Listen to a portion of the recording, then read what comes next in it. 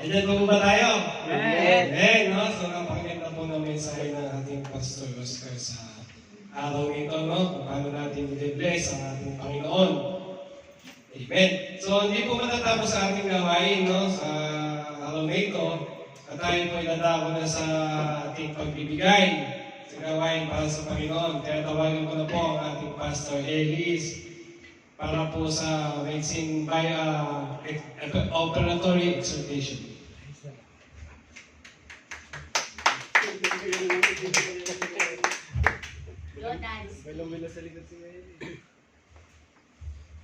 Ano mga kapatid, gusto nyo bang mag-English na rin ako? Go ahead, Pastor. Para hindi tayo magkaintindihan.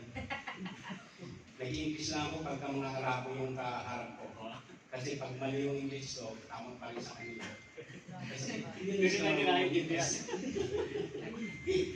So, mga kapatid, dadako tayo ngayon sa pagbibigay, no? Na-bless pa kayo sa mensahe ng Panginoon? Amen. Ang daming blessing na tinuro yung Panginoon sa atin, no? So, bago tayo mag-start, may katanungan dito eh. Ang tanong dito, kailan ba mali ang pagbibigay? Yan. Meron palang maling pagbibigay. Amen. May mali palang pagbibigay. Akala ko lang ang pagbibigay tama. So may mali pala. Number one, ang mali, number one, mababasa natin ito sa aklat ng Matthew 6:2. Matthew 6:2. Sabi dito, mali daw ang pagbibigay para mag-asikat lang. Yan. Mali pala yung pagbibigay para mag-asikat lang tayo. Okay. Pangalawa, mali din daw ang pagbibigay kung tayo ay umaasa ng kapalit. Amen? Kung umaasa tayo ng kapalit, mali din po yung pagbibigay natin sa kanila kung umaasa tayo ng kapalit. No? Mababasa natin yan sa aklat ng Lucas, chapter 14, verse 13 hanggang 14. Pangatlo, para kumuha ng pabor sa Diyos. Ayan, mali din daw pala yun. Nagbibigay tayo para kumuha lang ng pabor sa Diyos. Sa awit naman yan. Chapter 49, verse 6 sa 7. Ayan, mali din daw ang pagbibigay ng pera sa mga nagsusugal. Ayan. Ang daming mali, no? Akala ko lahat ng pagbibigay tama kasi nagbigay ka. Pero mali din pala yun, nagbibigay tayo sa mga nagsusugal. Naglalasing. Ayan. Sobrang pagpapautang mali din. Nagsusugal. Binigyan kita. Nagdroga. Binigyan kita. So mali din yung nagbibigay tayo ng pera sa kanila. No? Mali din yung magbigay na yun. Ang isa pang hindi tamang pagbibigay, mga kapatid, eh yung nakita naman natin, napakalakas ng katawan. Diba? Ang lakas ng katawan, kaya namang magtrabaho. Diba? Maraming ganyan dyan sa kalye. Kunyari, ikaw yung paa, nung nakakita lang po sa bilis ng takbo. Diba? Ang lalaki ng katawan nila, hindi nagtatrabaho, nangihingi lang. So, mali din pala yung nagbibigay tayo sa mga ganon. Ayun na, pinagmumha ko na 5 piso. Ayan, yun po yung mga mali na pagbibigay. So, ano po yung tamang pagbibigay, mga kapatid? Yung binanggit ni Pastor Oscar kanina. Kala ko na tapos na yung nag-overview. Ano yung sabi kanina ni Pastor Oscar? Kung gusto nyo pagpalain kayo, ibigay ninyo yung tithes ninyo para kay Lord. Yun. Yun ang tamang pagbibigay. At yan naman po ay mababasa natin sa aklat ng Malakay 3:10. Amen? So tayo po'y magbigay, mga kapatid. Malakay 3:10.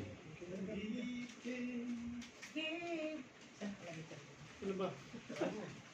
Nandun. Marimang ka na. Give thanks to the great. Give thanks to the Mga batay, wala tayong oras.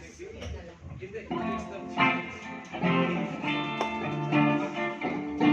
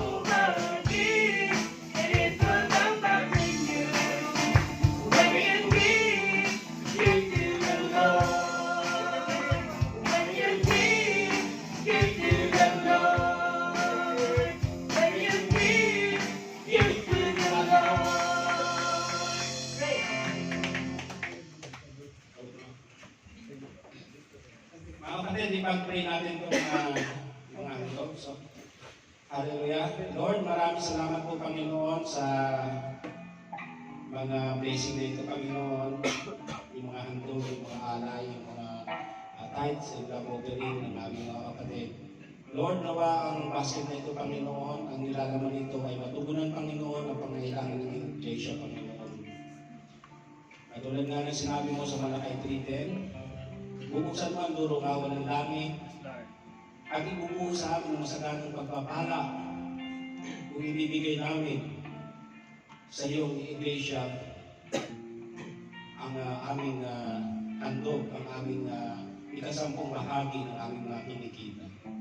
Naniniwala kami, Panginoon, na pagpapalain mo lahat ng aming mga kapatid, pagpapalain mo ang kanilang mga company, Panginoon, na siya nagbibigay ng blessing, Panginoon, ng kanilang mga amo, Panginoon, pagpapalain mo sila, Panginoon.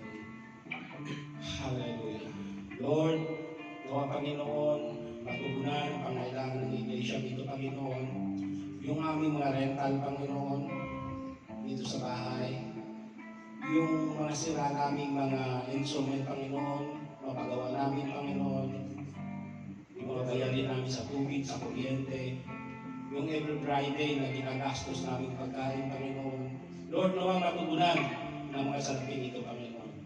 Pagpalain mo rin nawa, Panginoon, ang naghahawak na nito sa pangunguna ni Sister Babes at si Sister Chuck, Panginoon.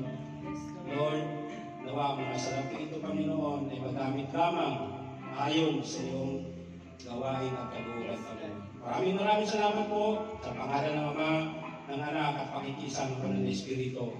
Amen. Amen.